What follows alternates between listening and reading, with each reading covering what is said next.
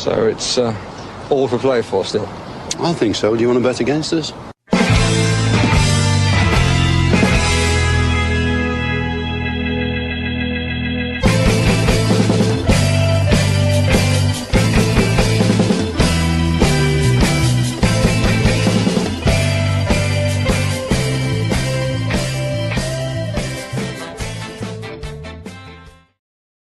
Good evening, Aston Villa fans, and for some reason I'm over to the side. And welcome to For the Love of Paul McGrath podcast.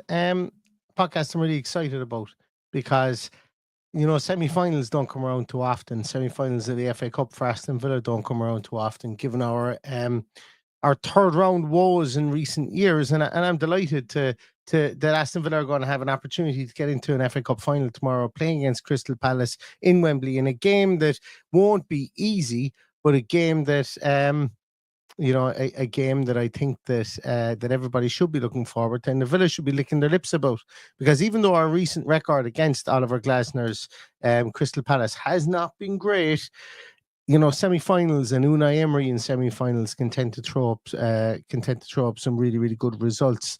As we know, Unai loves a good cup. We're out of the Champions League, and we gave that a really, really good shot.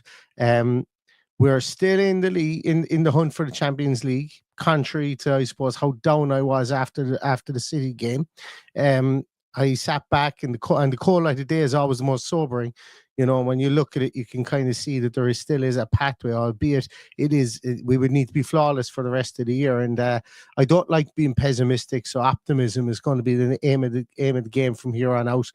Certainly from my end of the microphone, anyway. And it's going to start with this at the weekend because, you know, as I say, playing in semi-finals and playing in Wembley is something that, you know, everybody. I was going to say every Aston Villa fan, but certainly every Villa fan based out of Britain, based out of England, I suppose specifically, you guys all you know, grew up dreaming of playing in an FA Cup final in Wembley, whether it was the old Wembley, the new Wembley, or you know, you guys always grew up with that kind of that aspiration. And we have an Aston Villa team that have a chance to get into that FA Cup final tomorrow by beating Crystal Palace. And I remember we've had some semi-final losses, you know, that haven't been pretty in my lifetime, and we've also had some semi-final losses that have been really, really pretty in my lifetime, and ones that I will remember forever. So we do have I suppose a checkered history within the FA Cup, and as everybody knows, it's been 1957 since we won it. And yeah, I think it's going to be one of those days this weekend whereby hopefully we'll all be celebrating at the end of it. But the magic of the FA Cup is special. The cup itself is a really special cup, world renowned, the best club cup knockout cup competition, I think, in the world. And the fact that it encapsulates the whole pyramid and gives those magical stories is absolutely fantastic. And it's a fantastic way to run a competition, and has been emulated all over the world. So, you know, something that Aston Villa should be proud to be in, should be proud to progress in, and should also be proud to potentially go get into the final and hopefully go win it in 2025. So I am here on my own today. I don't have Paddy. Paddy is swanned off. Paddy every year goes in a mystery tour. Himself and a load of other couples, they go away, and they one group will pick a destination and they'll all fly off to it. Nobody will know until they know where they're going until they get to the gate. It's a cool idea. So Paddy isn't going to be here today, and he won't be here all weekend, so I'll be here on my own. So I will be relying on you in the comments, and thankfully I have fixed my issues with the comments, it seems, anyway, because I can see your comments today. So I just want to say thank you so much to everybody, and keep and keep your comments coming. And Bolg says he was the first comment. I know Bolg always tries to get in to be the first comment every time. So thanks so much for always listening, Bolg. I really, really appreciate it. And I'm going to be asking you guys questions in the comments today, because I want you guys to be my co-hosts also today. And I suppose the first question I'm going to ask you guys is, what would you guys do? What would you guys do with the back four for this game against Crystal Palace? And the reason that I asked that is because Unai Emery copped a lot of heat, and I think the most heat for a team selection he's copped has been this year when we went down 4-1 to Palace, and he changed our formation, specifically our back line, to match theirs. and it didn't work. And we ended up getting beaten 4-1. So if you guys could pop in the comments what you would pick as your back four, I'll highlight a couple of them. I'll chat through a couple of them. And it'd be great to know what you guys are thinking for that back four. In the meantime, while you're putting those in, I'm going to come back to some more comments. So Maddie Hawkins says, evening all, it's FA Cup semi-eve. Absolutely, I'm really, really looking forward to it. I was away, so the reason I was late actually for this podcast today was, as some of you will know, as most of you will know, got married last Saturday, and we weren't going to go on honeymoon. Then we just decided we'd go away for a couple of days during the week. So we went away for the last 2 days, and we're actually supposed to stay away today as well until we remembered that my 3-year-old has 4 birthday parties tomorrow to go to. So we had to come home for that, and we were racing home to try and be ready to do this podcast, because I was going to do this from where we were staying. And so apologies for being late, but and the reason I was bringing that up was because it is FA Cup semi-final eve. I'm delighted it's the 5:15 game, because as I mentioned, I'll be at birthday party after birthday party after birthday party tomorrow, and I'll be sick of eating Rice Krispie buns, I think, by the time the FA Cup semi-final comes along. David Dwyer says, people are worried about playing Palace, but I'll take an FA Cup semi-final against them any day, and so will I. I'll take an FA Cup semi-final against absolutely anyone any day of the week. And the reason I say that is because, look, we've had some bad losses. I remember we lost very badly in the FA Cup semi-final to Liverpool. I think it might have been 1996, but I'm not 100% sure. I remember, I have a vague memory of it being then. It could have been 95 or 96, in and around the time when we were winning cups. And I think we lost 3-0, if I'm not mistaken. I just have a vague memory of that. But I also have the memory of us beating Liverpool in the semi-final to get into the final, where we were quite easily dispatched by Arsenal that time. So give me a semi-final any day. For me, to lose a semi-final is worse than losing a final, because you'll always wonder what would have happened in a final. So that's why I love being in semi-finals. I love when my club is in semi-finals, because if you win them, you have that eternal hope of 190 minutes where you have a puncher's chance against absolutely anybody, that you can go and win a cup, and a cup that we would all love to win. And by hook or by crook, somewhere or another, I would love to see Aston Villa win silverware this year, or every year from here on out until my final days. So semi-finals are very important, and for me, they're the ones that are, and it's quite cliche to say it, but they're the hardest ones to lose, because you'll always wonder what would have happened if we got to the final. So go and win it, and then nobody can have you wondering what would happen in the final. Here we go. I'm going to come down to a couple of people are talking about swingers. No, it's not a swingers party. I've been informed, because I've gotten some photographs, and so far maybe they just haven't gotten into the main event yet. So he sent me a couple of photographs so far, but I don't know. Michael Huggins, great to see you. Michael, as always, watches the podcast, and Michael and a couple of the lads are doing a great event on the 5th of May with Chad from the Villa Forever podcast. Justin Hawthorne's going to be there from Justin Talks Villa. Paddy's going to be there. Unfortunately, I can't make it over. I was trying up until yesterday to try and get over to this game. I just won't, or to get over to see to do this, but unfortunately I won't be able to get over and to the subsequent game against Fulham. But Michael, Paddy, I think Dan Bardella is going to be there. Hannah from Up the Villa is going to be there as well. As I said, Justin, there's a couple more. Frankie from Villanova Filler is going to be there as well. It's going to be a super night on the 5th of May in the Aston Inn. So if you guys can get down there and show your appreciation, because it's for Acorns Children's Children's Hospital as well. So get down there and give those guys a dig out. It's a really, really great cause, and well done to Michael, to Chad, to all the guys who put that together, because if nothing, Villa podcasters will always roll in together. And look, when it's for a charity like this, and for a great charity, it's always worthwhile. So if you can get there and you are in the vicinity, pop along, have a chat with the guys, and see them on the night. That's the 5th of May, I think it is, as well. So I'm looking here to see you guys have. So I'm going to go with Michael Richards first. He goes with Mings, Konza, Cash, and Digne, going back to the tried and tested of 2 or 3 years ago as well. Sai is going for Cash, Konza, Mings, and Matson. Cash, Konza, Mings, and Digne again for Cat Cannon as well. Jake Aston Villa says Mings has got to come in for me. Deal with Mateta. Cash, Konza, Mings, and Matson. Adam is saying Garcia, Konza, Mings, and Matson. Techno Obliterator is going with Matson, Mings, Konza, and Cash. Could make a great case for Torres to play through that press, but need Mings to deal with Mateta. And it seems to be, Sai says again here, Mings because of Mateta as well, and Matson because of Sarr. And you know what? I'm going to go with the Matson starting at left back, not because Digne has done anything wrong or anything in recent times. Like he's arguably been our best player this season. But I think Sai hits the nail on the head there. Villa have been always susceptible to Ismaila Sarr. Always. Even when we played with Watford, we were susceptible to him scoring against us.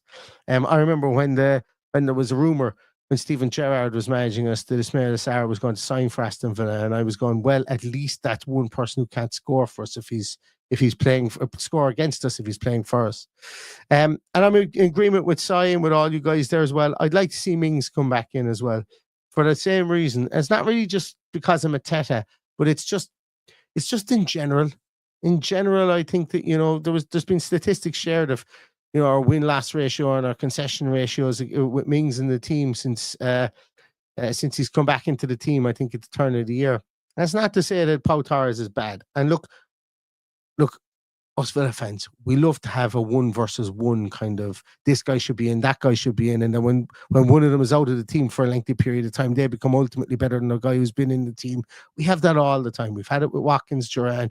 We've had it with, we've had it about John McGinn before. We've had it, with umpteen players, you know, down through the years. There's always been players. We had it with Trezeguet started, with Anwar El Ghazi be better. And, you know, obviously they were being, and it's not wrong. I'm not saying it's wrong. That's the beauty of discourse with fans. So I'm not saying that that's a negative. It's the beauty of discourse. And I'm not trying to start that discourse between Torres and Mings today, but inevitably it's now beginning to happen. And the reason it's beginning to happen is, I suppose, because we're so close to getting Champions League, or we've come so close to getting Champions League. And I think, regardless of what happens this year, to get Europe 3 years in a row is a bloody good achievement, considering we were kicking rocks down the Championship only 5 years ago. I think it's a bloody good achievement to get Europe 3 years in a row, regardless of what we get. But we do want to get Champions League because we know we're of the standard. We were the last team in Europe this year. I roll back on that. Forgot about Arsenal there. But we were a team, should I say, and what I meant to say was we were a team that nobody really expected us to be in that tie against Paris Saint-Germain when we were. And we gave them a run for their money, and we should probably have come in on even terms and seen what would have happened in that penalty shootout. So we've shown that we can live at the top table of European football, and it would be bloody brilliant to get back there again. We all want it. And what I'm getting at here is because we're so close to getting to an FA Cup final, we were so close to beating Paris Saint-Germain, or at least getting that last goal against Paris Saint-Germain and going on to do the unthinkable of coming back in that game when we were down and dead and buried. And also we're coming so close to the end of the season when we're there or thereabouts in the mix for Champions League and Europe. And I think what people are doing now is they're every little thing is being scrutinized, and is rightly being scrutinized. And my reason for starting Mings in there is just simply for a communication point of view, simply for that. Well, yes, he might make a rick, but he'll throw his body in front of 4 or 5 others that that 4 or 5 that others will make, and he'll stop those chances from going in, and he'll show his true leadership. And he is a leader. He's a spiritual leader of this team, and I've said that for years and years and years, and even players have said that as well. And it's not to say that Pau Torres is better or worse than Tyrone Mings. It's the game dictates this game tomorrow dictates to me that Tyrone Mings would be the better player to start beside Konza there from an organizational point of view, because we've been caught so many times by this team when we've played them, and they just seem to be a bogey team for us, and we don't want to be a bogey team against us in Wembley, because this game means an awful lot to Aston Villa Football Club, and it'll mean an awful lot to the fans as well to be able to be there on FA Cup final day. So I will go with Mings in there as well. A lot of you guys are going with the same. A lot of guys are going with the exact same. here as well. Yeah, Michael Richards is correcting me and saying it is 96. I thought it might have been 96 as well. Thanks so much, Si, for your congratulations for myself and my new wife. Thank you very much. And contrary to popular belief, I didn't marry Dan Bardell, who got married on the same weekend as well. Or did I? I'll let you guys decide. We'll see. So look, I think realistically, look, we all seem to be more or less in lockstep, with regards to Mings being in there. But from a Matson point of view, as I said, Dini hasn't done anything wrong, but the goal threat that Matson carries and the fact that they do bomb on with their left backs and their right backs and people from right midfield as well, they will leave holes in behind there. And, for all Dini's best attributes, I've said this 1,000,001 times before. I said it when Alex Moreno was putting pressure on him, and I'd say it now when Matson is putting pressure on him. Dini has a stand and deliver type of fullback. He will stand 20 or 25 yards off from goal and he'll deliver a pinpoint cross and it'll be brilliant. And he's delivered so many assists from that point of view.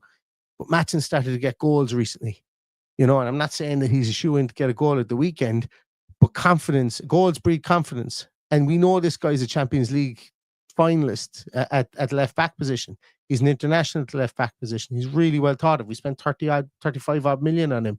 And I just think he's going to get the nod tomorrow. But I'm not saying that if they start Dini, I'll be pounding the table saying we did the wrong thing. But I agree with Si and I agree with the other people that are saying there that, it might be a smart move to play him in there to nullify the pace of that they have down that right hand side as well. So that would be really,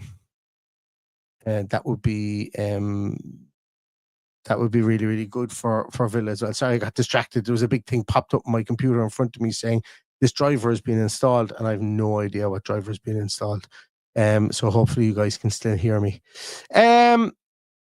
Right, so let's get on to the midfield, guys. I want your views on the midfield. Do we think that Onana has cemented his place in that midfield? We've got a real good problem here now at the moment. We all saw that look on Ross Barkley's face on the bench. And look, to be honest with you, on Twitter, a lot of people made a big deal of it, that he's looking out for himself. I actually look like I was exactly the same way when I was playing, like quintessentially the best team player. I would go so far as to say I hated playing sports on my own. I love playing sports in a team, but I'd often get pissed off when I wasn't playing, and that's the way you should be. And I know that sounds very old school when you're talking about professional sports people, but they're people too, And that look, when Marlon comes on and Barkley wasn't coming on, he did the whole look across and shook his head. That's good. Go out and train in the next day and try your best to get into that team. That isn't a negative for me. It certainly isn't. But he also has to contend with John McGinn, an informed John McGinn at the moment. I think we should say he has to contend with an Onana who seems to be getting the run a bit more and more, specifically in that sixth position alongside Boubacar Kamara. And we've recently played Tielemans further forward. So he's got 4 players that are ahead of him, and you've also got Ross Barkley in there as well. How do you guys see us setting out with that 3 in midfield? Because I don't think it's up for debate who we have in there, and I think we just keep it simple, to be honest with you. So start popping those in there as well. Into the chat, and I will pop them up there and we'll have a discussion on that as well. I don't know how you guys feel about this format. I find this is an awful lot better than me just rambling about who I think I should play. I like bouncing off your suggestions and stuff like that, so it makes it a small bit more interactive as well. And we've got 350 odd people here watching this as well, so I want everybody to have their say. If you can, I'll filter down through them and see what the consensus is as well. Sorry, Michael Huggins, I got the date wrong. Friday the 2nd of May. I got the date wrong at 7:30 in the Aston. Apologies. I think I said Friday the 5th of May because somebody mentioned above that the Friday the 5th of May was the Youth Cup final, and that is correct. I got the two of them muddled in my mind. So it's Friday the 2nd of May, and the 5th of May is the Youth Cup final. So apologies, Michael. That is for the gig with Chad and Paddy and Frankie and Hannah and Justin, and I think Bardell might even be there. There's a plethora of people that are going to be there to help out as well. So Friday the 2nd of May in the Aston for that too.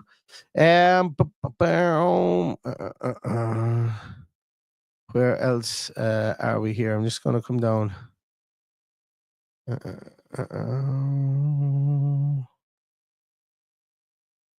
Yeah, Shane asks here what pubs are Villa around Wembley. I've no ticket. I think somebody put it in here. I think it's listed on the Villa website. I think there's an FAQ about traveling to Wembley, and if you're traveling without a ticket, and they advise you to travel with a ticket and so on and so forth.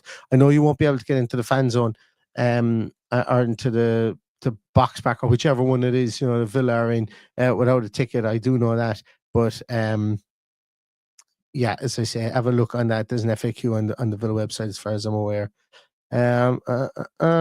So let's see what you guys are saying here. So Ty's going with all four. Ty is going with all four. Kamara, Yuri, Onana, and McGinn. Where else are we here? Sai is going for Yuri, Buba, and so you're going with Yuri and Buba. Morgan is the number 10. Morgan Rogers is the number 10. I'm going to hold off in the front three. We'll call them the two wide players and the guy up top. We're going to hold off on that for a moment. Chad, great to see you. Says that Tielemans is going to be absolutely crucial to the victory. Very influential, dictating possession, and has won the FA Cup at Leicester, which will motivate the team. I keep on forgetting that he won the FA Cup for Leicester, even with that goal, if I'm not mistaken, as well. Joe Walsh says Onana has been really impressive lately. I'd play him tomorrow. Great goal threat. So what are we doing? So, guys, we've got Michael Richards in here. Says Yuri with Kamara and McGinn. Tielemans, Kamara, McGinn as well, and Rogers in a box midfield. Luca wants Kamara and Yuri in there as well. But Techno Obliterator says, I think unless Onana learns Tielemans' game, that he has to rotate with Kamara unless we desperately need more midfield presence. Kamara and Tielemans again. I think a lot of people, Kamara instead of Onana. Yeah, I think a lot of people are with the same, are on the same train as that. So my view on that is very simple. I think we keep it simple. I think we go, what works best. And it probably gives away what I want to do with my top three. I would go with McGinn, Yuri, and Kamara in midfield. So obviously Yuri, Tielemans and Kamara holding. And I would go with McGinn either in that 10 or in that right side of the role. And I'm going to get you guys to pop in who you will put in as your top three, your front three. We call them the two wide players and the spearhead striker as well. So I'm going to get you to pop in there, and I'm going to tell you what I would do with that. So I would go with McGinn as a 10, and I would play Rogers from the right, and I would play Rashford from the left with Watkins up top. And I would just fucking go for it. I would just go for it. What's the best? Like, as I said, if I ever became the leader of Ireland, I'd get rid of Minister for Defence, because if attack is the best form of defence, have a Minister for Attack. Attack is the best form of defence. We've heard it before. Just attack. Make sure Crystal Palace have to keep people home. I have no doubt in my mind, absolutely no doubt in my mind, if we were to play Rashford on the left, because I've seen it. He was absolutely fine on the left. And people say himself and Ollie Watkins can't play up top together. Make them play up top. They're two fully grown men. I'm sick of this shite that people can't play up top. Play the two, or can't play it together. It's nonsense. Find a way for it to happen and go out there and play your best players and win that game. And I'm not saying that they're our best players, because obviously I don't have Asensio in there, I don't have Malan in there. That's just the beauty of having a team. But I would play Rashford left, Rogers right. I would play Watkins through the middle up top, and I would just go for it. And I would make them worry about us as opposed to us worrying about them, because 9 out of the last 10 times we've gone into this game, myself and Paddy have sat here and gone, they've got, when they had Olise and Eze and Mateta up front, they've got a strong front three. They've got we really have to look after them. How are we going to combat those guys? We have a stronger front three than they do. We have a stronger front three than most teams do, regardless of who we play up there. Whether we play Rashford through the middle, whether we play Rogers from the left and Malan on the right, that's still stronger than probably 12 teams in the Premier League. So go for them. Go for the jugular. And for me, I really want to see Rashford, Ollie, and Rogers. And I want to see us. And I know people say Rogers doesn't play his best football from the right, but his interchangeability with McGinn in there, I think, is very pivotal. I think that's really pivotal. I think that he doesn't play his best football from the right when maybe we have Asensio inside him, because Asensio does stay central.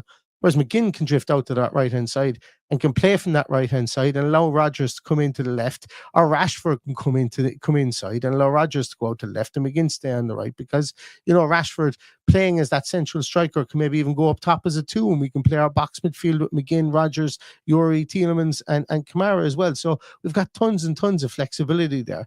And I think we can make this work. I think we can absolutely make anything like that work. And for me, I really want to see a click in a semi-final, and I want to see a potential partnership for England coming into games that they need to play in a run up to the next international tournament. You know, you're going to have Harry Kane, and whatever age he is, what age is he? 32. He's playing over in Germany at the moment. He's firing goals in for fun still. But if you can strike up a partnership there, Rodgers on the right, Rashford on the left, Ollie Watkins through the centre, and they become an attacking force, you know, then Thomas Tuchel won't be able to ignore them either.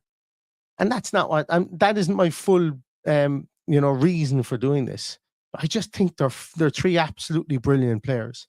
I think we shouldn't be scared of playing brilliant players together. And I know Asensio is a brilliant player, and I know Malan's a brilliant player as well. But this is the way I would go. I would attack them. I would run at them. I would make sure they're being turned. I would make sure that Lacroix and the Gray have to come out into those full-back positions, creating space inside, one-on-ones for Ollie Watkins or Marcus Rashford if we want to rotate people in and around there. And that's what I would do, because I think that if we were to go with a, let's just say out of nowhere, Leon Bailey starts and a Jacob Ramsey. And there's nothing against these two players, but I just don't think they have that presence to push back a fullback or to make a centre half want to come and engage them out wide. But Rashford and Rodgers will, because everybody's talking about them at the moment. And that's my reason for it. Let's come to some of your comments. Joe Walsh goes with Rashford, Malin and Watkins. Can't disagree with that. Absolutely can't disagree. Rodgers, Rashford and Ollie, says Micah, same as myself. Rashford left, Ollie centre forward, and I presume Rodgers on the right-hand side. Bolg, I would imagine there in that. Absolutely. Oh, yes, I'm going to park this for a moment. It's Peter McPartlin's birthday today. He's 91. He did score in the FA Cup final in 1957. I meant to reference that when I said it earlier. Good man, Chad, for reminding me on that. Yeah, Stephen Doyle says, I think Watkins has to start, or the writing is on the wall. I think there's a full podcast in that one. But I saw a quote that somebody had up somewhere.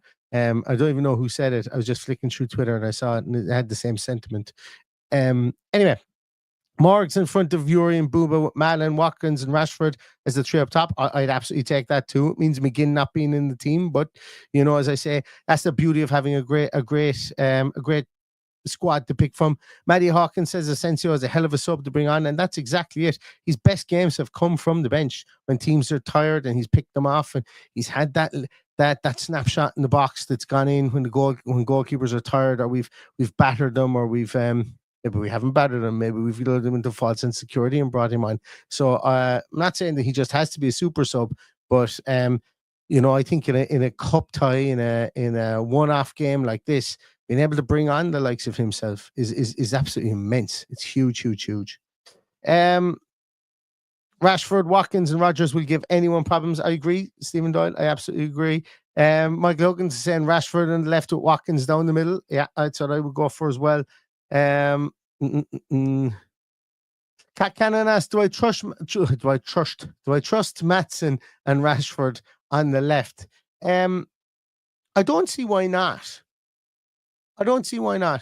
Like, you don't pay 35 million for a left back that you don't trust to defend, especially 9 months into his after 9 months of being at the club.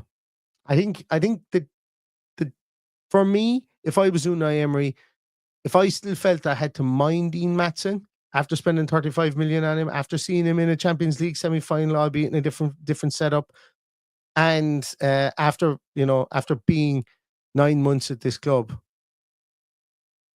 I'd like to think that somebody would have been integrated into the system by then. But I can completely understand people saying, do you trust Rashford to track back? as much. That is a question. That absolutely is a question. But my big thing here is you keep Rashford high. That means that they will have to attack one-on-one with Ian Maatsen, and it should, in theory, stop the overlap. Because if they overlap and we go along to that left-hand side and you give Marcus Rashford space out there, Marcus Rashford has scored 20 goals a season in the Premier League previously. He will cut in from that left-hand side and fly one into the top corner.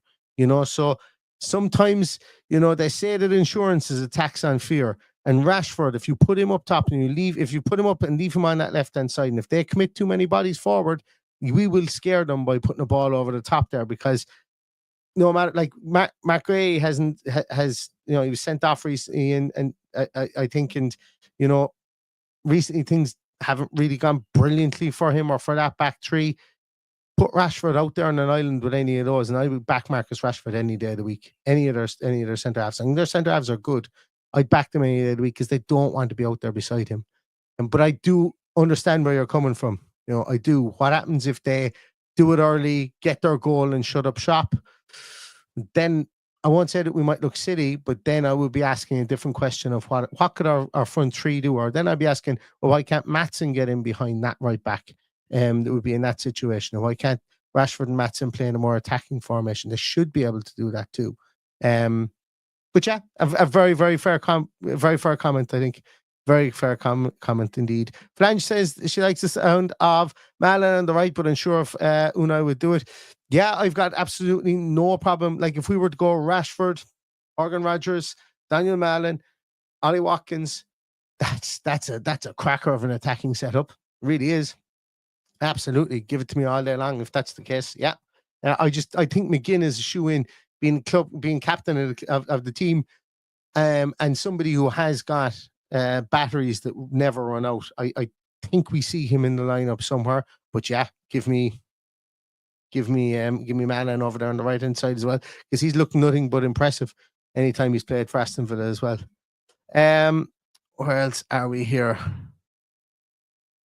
Joe says, who are subs if we play all them lads? As much as I totally agree with you, Neil, saying let's go for it, but we have to have balance. I hope we batter these tomorrow. And that is a fair point, Joe. That is a very, very fair point.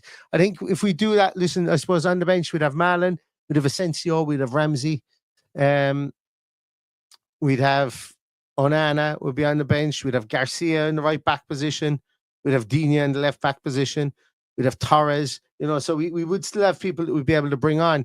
It would be probably a case of, one of Ollie and Rashford staying on the field, maybe Rashford going up top, Ollie coming off, or vice versa, or Ollie staying up top, and we just Ramsey coming in to play that left midfield position. But we would have horses in spare, and I think Asensio, like in that instance, Asensio and Malin would be the jack in the boxes. We would be springing from the bench to try and change the pace of this game. But it's good problems to have. Good problems to have, I think, for sure. Where else are we? And Blad Netter says Bailey to come on and get the winner. Yeah, I spoke about him earlier on as well. He is back and he is fit, and maybe he makes the squad as well. I don't know if he does. It would mean somebody like Ramsey would have to drop out. It would mean that we would see Daniel Malin in the squad if that was the case, and I think that would raise my eyebrow tomorrow in the team sheet tantrum, just because of the body of work that Bailey hasn't done this season, and specifically in the last few weeks, considering his injury. And look, as I say, I don't want to turn this into a what happens to Bailey at the end of the season conversation, but I think it would be difficult for him to make the match day squad tomorrow, albeit not impossible as well. So guys, this has been good. I've really enjoyed this. I've really enjoyed getting you guys to put this into the comments. You making better use of the comments allows me to have a small bit more coherent thoughts, and also address kind of things that you guys are talking about. I love the comments. I hate when the comments don't work, especially when I'm out here doing this on my own. So thanks very much, everybody, for putting in your comments in there. I'm just looking at the clock. I do have to run away again very, very, very abruptly. So I do apologize to everybody on that. But we will be back. I will be back again with a team sheet tantrum tomorrow. I'll be back on my own, and I will be here for a post-match podcast directly after and on the final whistle as well. So please join me for that. And thank you so much for your comments and bring all your engagement as well. If you could give this a thumbs up on your way out, I really, really appreciate it. Also, if you could share this out, share out the YouTube link, it would be brilliant, as opposed to the X link, so we can drive up subscriberships and followers on YouTube. That would be absolutely fantastic. And also, if you know somebody who doesn't even do YouTube and is like, no, couldn't be bothered watching stuff, I listen to stuff, I'm up in scaffolding all day or whatever and have the headphones in, we also have this on podcast and on podcast platforms as well. So spread the word if you guys wouldn't mind. I'd really appreciate it. It helps us grow the podcast and get more of those comments in from very knowledgeable fans and listeners like you guys are indeed, and that is for sure. So we will be back tomorrow for Team Sheet Tantrum, probably around 4 o'clock, I would say. Although no, the FA Cup comes out an hour beforehand. So we're talking about 4:15 as kickoff is 5:15. So if you want to come and join us for that, we'd be delighted to have you. And then we do a podcast bang on full time as well. So thanks very much, everybody, for your assistance tonight. I do apologize for the abrupt finish, but in the meantime, we'll see you tomorrow. Stay safe, stay healthy. And all that's left to say is up the